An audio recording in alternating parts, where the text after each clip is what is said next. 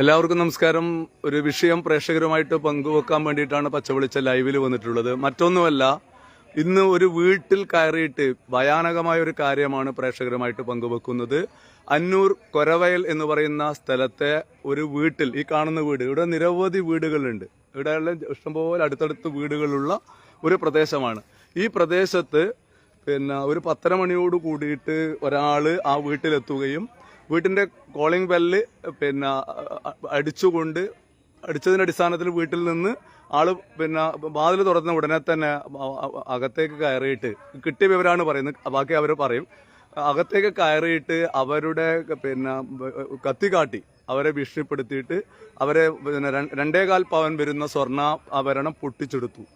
ഈ വിഷയമാണ് പറയുന്നത്. നിങ്ങൾ ആലോചിച്ച് നോക്കേണ്ടത്, നമ്മളെ പട്ടാപ്പകല് ഒരുപാട് ആളുകൾ, ഇഷ്ടം പോലെ വീടുണ്ട് അടുത്ത്, കണ്ടില്ലേ നിങ്ങൾ? ഇഷ്ടംപോലെ വീടുകളുള്ള, വരുന്ന വെഹിക്കലും വീടാണ്. നിങ്ങൾ ആലോചിച്ച് നോക്കുക, ഇത്രത്തോളം വീടുകളുള്ള ഒരു സ്ഥലത്ത് വന്നിട്ട് ഈ വീട്ടിലുള്ള ഒരു സ്ത്രീയെ കോളിംഗ് ബെല്ല് അടിച്ചിട്ട് അവരെ സ്വാഭാവികമായിട്ട് ആള് തുറക്കുമല്ലോ, തുറന്ന് അവരെ മാരകായുധം കത്തി കാട്ടിയിട്ട് ഭീഷണിപ്പെടുത്തി അവരെ തൊണ്ടയിൽ കൈയിട്ടു എന്നൊക്കെയാണ് പറയുന്നത്. അത്ര ക്രൂരമായ രീതിയിലുള്ള ഒരു അവർക്ക് വായിന്നൊക്കെ ബ്ലഡ് വന്നിട്ടുണ്ടെന്ന് കിട്ടിയ വിവരം. ഈ വിവരം കിട്ടിയതിന്റെ അടിസ്ഥാനത്തിലാണ് വന്നത്. നമ്മൾ ഒറ്റ കാര്യം നമുക്ക് പറയാനുള്ളൂ, നമ്മുടെ നാട്ടിൽ സ്വർണത്തിന് ഇപ്പൊ അറിയാതെ വലിയ വിലയാണ്. അതിന്റെ അടിസ്ഥാനത്തിൽ നമുക്കിപ്പോൾ അടുത്തടുത്ത് എത്ര ഒന്ന് കേളോത്ത്, ഒന്ന് എടാട്ട്, ഇതൊക്കെ പച്ചവെളിച്ചം കേളോത്തെ വീട്ടമ്മയുടെ സ്വർണ്ണാഭരണം പറിച്ചത് പച്ചവെളിച്ചം ലൈവായിട്ട് വാർത്ത, അതുമായി ബന്ധപ്പെട്ട ലൈവ് വാർത്ത നൽകി, അത് കിട്ടി. അതുപോലെ തന്നെ എടാട്ട് ഇതേപോലെ സ്വർണം പറിച്ച് എടുത്ത വാഹനത്തിലെത്തിയിട്ടാണ്. അതും അതിന്റെയും മോഷ്ടാവിനെ പോലീസ് പിടിച്ചു. ഇത് നമ്മളെ വളരെ ഞെട്ടിപ്പിക്കുന്ന, അത് നടന്നു പോകുന്ന സമയത്തല്ല, വീടില് ഉള്ളോട്ടുള്ള വീട് ഐഡന്റിഫൈ ചെയ്ത് ഇവിടെ വേറെ ആരും ഇല്ല എന്നൊക്കെ മനസ്സിലാക്കേണ്ട അടിസ്ഥാനത്തിലാണ് ഈ മോഷ്ടാക്കൾക്ക് വലിയ ഒരു അന്വേഷണ സംഘം തന്നെ ഉണ്ട് എന്നാണ് മനസ്സിലാക്കാൻ വേണ്ടി സാധിക്കുന്നത്. അവർ കാര്യങ്ങളൊക്കെ വ്യക്തമായി മനസ്സിലാക്കിയിട്ട് ഇവിടെ വേറെ ആരുമില്ല എന്നുള്ളതൊക്കെ. നമ്മളിവിടെ വരുന്ന സമയത്ത് ഈ വീട് അന്വേഷിക്കാൻ വേണ്ടിയിട്ട് നമുക്ക് ഒരു വീട്ടുകാരും പുറത്തൊന്നും ആളില്ല. ഇങ്ങനൊരു സംഭവം നടന്നു.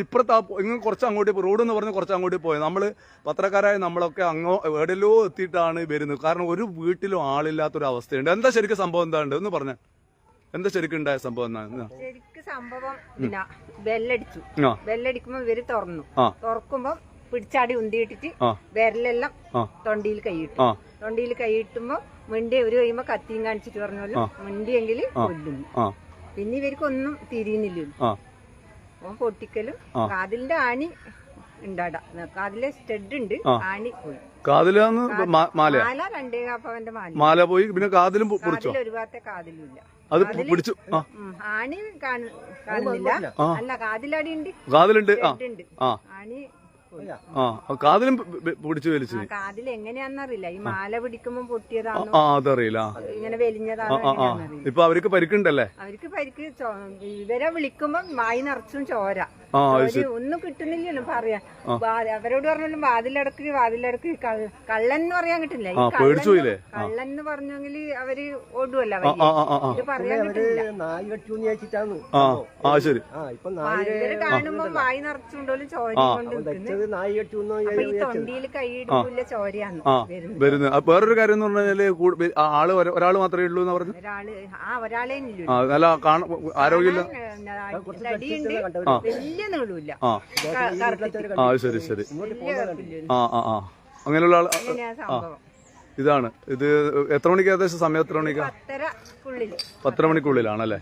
ശരി ശരി. ഇതാണ് പറയാനുള്ളത്. ബാക്കി കാര്യങ്ങളൊന്നും അന്വേഷിക്കട്ടെ. കണ്ട് നമ്മളെ നാട്ടിൽ നടക്കുന്ന കാര്യമാണ്. നമുക്ക് ഇനി ജാഗ്രതാ സമിതി രാത്രി ആക്കിയിട്ടൊന്നും കാര്യമില്ല ഇപ്പം. എന്താ അല്ല എന്താ പറയാനുള്ളത്? പറഞ്ഞ ലൈവാണ്, നമ്മൾ ഓൺലൈൻ മാധ്യമം. എന്താ പറയാനുള്ളത് കാര്യത്തെ കുറിച്ചിട്ട്? പറയാനുള്ളത് ഇങ്ങനത്തെ സംഭവങ്ങളൊക്കെ ഇപ്പൊ ജനങ്ങൾക്ക് ഇപ്പം വീട്ടിന്റെ അകത്ത് പോലും താമസിക്കാൻ പറ്റുന്നില്ല. ഒറ്റക്കാരിക്ക് എല്ലാവരും ഭർത്താക്കന്മാർ പണിക്ക് പോകുന്നു, ഭാര്യമാർക്ക് ഒറ്റക്ക് നിൽക്കാൻ പറ്റാത്ത അവസ്ഥയാണ്. ഇത് വല്ലാത്ത അവസ്ഥ തന്നെ, പേടിപ്പെടുന്ന അവസ്ഥ തന്നെ, ഒരു സംശയമില്ല. കാരണം വീട്ടിന്റെ അകത്ത് ജനങ്ങൾക്ക് ഇപ്പം വന്നാന്ന് ഒറ്റക്ക് എവിടെയും ജീവിക്കാൻ പറ്റൂല, സ്വസ്ഥമായി ജീവിക്കാൻ പറ്റാത്ത, ആർക്കും പേടിയില്ല. ഇപ്പൊ നിയമത്തിനെ ഒന്നിനും പേടിക്കാത്തൊരവസ്ഥയായി ഇപ്പം ജനങ്ങൾ. ഇത് വന്നത് പ്രീപാൻ കളാണ്. ഇവരകത്ത് സ്വർണ്ണമാലയുണ്ട് എന്നല്ല എങ്ങനെ ആ കള്ളൻ അറിയുന്നത്? ഒറ്റക്ക് എന്തോ അറിയുന്നവരാ. ഒരു മിഡിൽ ഏജ്, ഒരു 50 വയസ്സ് ചുരുങ്ങിയുണ്ടാവും. ഇവരകത്തിലും മാല ഉണ്ട് നല്ല തടിയിലെ മനുഷ്യനാണ്. വെള്ളമുണ്ട്, ഒരു ഷർട്ട് ഇട്ട് വന്നു. ഞാൻ മേലെ നിന്ന് കാണുന്നുണ്ട്. പിന്നെ ഞാൻ ഇവർ ഒച്ച കേൾക്കുന്നു. നിങ്ങൾ കാണും നിങ്ങളെ വീട് അപ്പുറത്ത് എന്റെ വീട് മേലെ മുകളിൽ.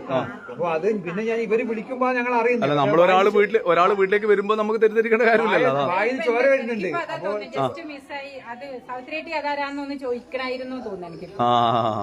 ചോര വരുന്നുണ്ട്. അപ്പൊ ഞങ്ങൾ വീണു എന്തോ ചെയ്തു. ഇവര് കൈ നീട്ടി ഇങ്ങനെ കൈ ചൂടുന്നേ ഉള്ളൂ. ഒച്ച വരുന്നില്ല, കാരണം തൊണ്ടിയിൽ കൈ ഇട്ടില്ലേ. അപ്പൊ ഞങ്ങൾ ഓടിയെത്തി വീടെത്തിയെ പറഞ്ഞ എന്റെ മാല പോയി. അപ്പൊ ഞാൻ ഓടുമ്പോ ഞങ്ങൾ തിരിച്ചു. അതല്ലേ അതിവര് കാണുന്നുണ്ട്. ഞാൻ ഇവിടെ പറഞ്ഞ ഇവര് പോയി. അപ്പൊ എന്റെ മോള് കണ്ടി അങ്ങോട്ട് ഓടുന്നുണ്ട്. അപ്പൊ മുഖം ശരിക്കണ്ടില്ല. നല്ല മഴ കോട്ടിട്ട് ഒരാൾ ഓടുന്നുണ്ട് വന്നു. കോട്ടല്ലൂട്ടുണ്ട്.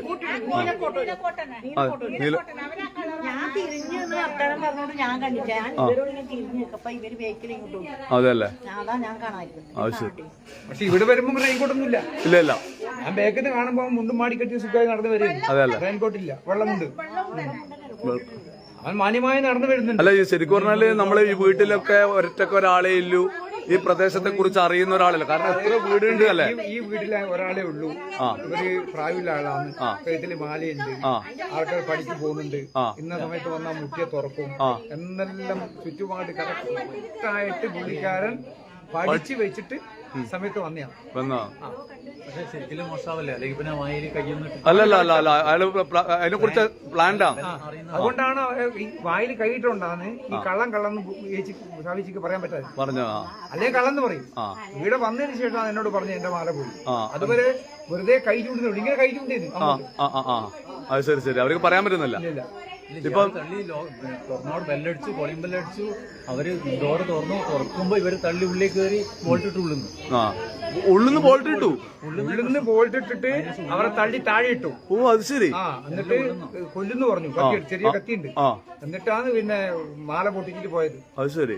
വായിൽ കൈയിട്ടു, അതിനുശേഷം മാല പൊട്ടിച്ചു. എന്നിട്ട് പുറത്തിറങ്ങിയ ശേഷമാണ് ഇവർ പുറത്തേക്ക് വരുന്നത്. അതാവസ്ഥ വളരെ ഭയാനകമാണല്ലോ കാര്യം.